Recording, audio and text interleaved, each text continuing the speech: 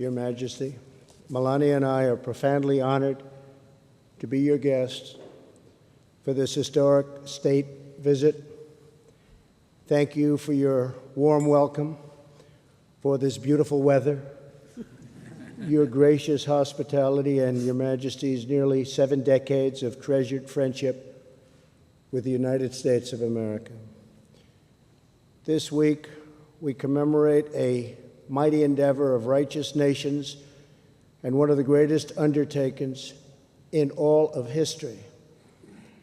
75 years ago, more than 150,000 Allied troops were preparing on this island to parachute into France, storm the beaches of Normandy, and win back our civilization.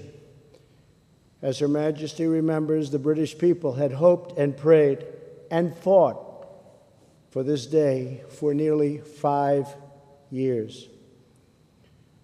When Britain stood alone during the Blitz of 1940 and 1941, the Nazi war machine dropped thousands of bombs on this country and right on this magnificent city.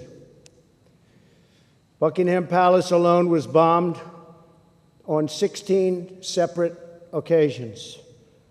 In that dark hour, the people of this nation showed the world what it means to be British. They cleared wreckage from the streets, displayed the Union Jack from their shattered homes, and kept fighting on to victory.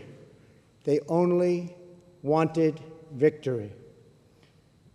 The courage of the United Kingdom's sons and daughters ensured that your destiny would always remain in your own hands.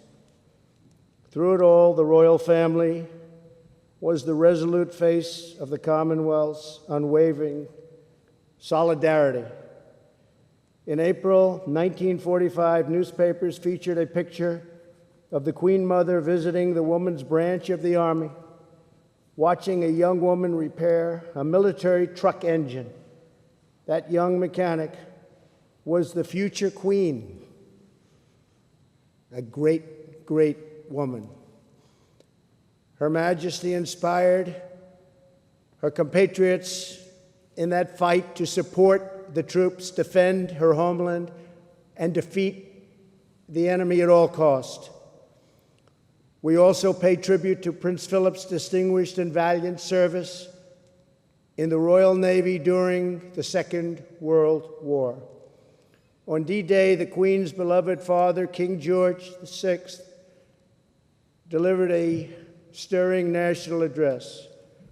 That day he said, after nearly 5 years of toil and suffering, we must renew that crusading impulse on which we entered the war and met its darkest hour. Our fight is against evil and for a world in which goodness and honor may be the foundation of the life of men in every land. This evening, we thank God for the brave sons of the United Kingdom and the United States who defeated the Nazis and the Nazi regime and liberated millions from tyranny. The bond between our nations was forever sealed in that great crusade.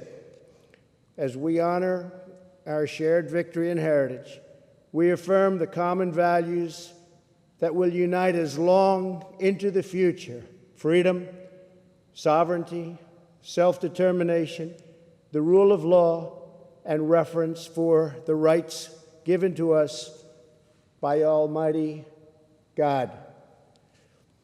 From the Second World War to today, Her Majesty has stood as a constant symbol of these priceless traditions. She has embodied the spirit of dignity, duty, and patriotism that beats proudly in every British heart. On behalf of all Americans, I offer a toast to the eternal friendship of our people, the vitality of our nations, and to the long-cherished and truly remarkable reign of Her Majesty, the Queen. Thank you. Thank you.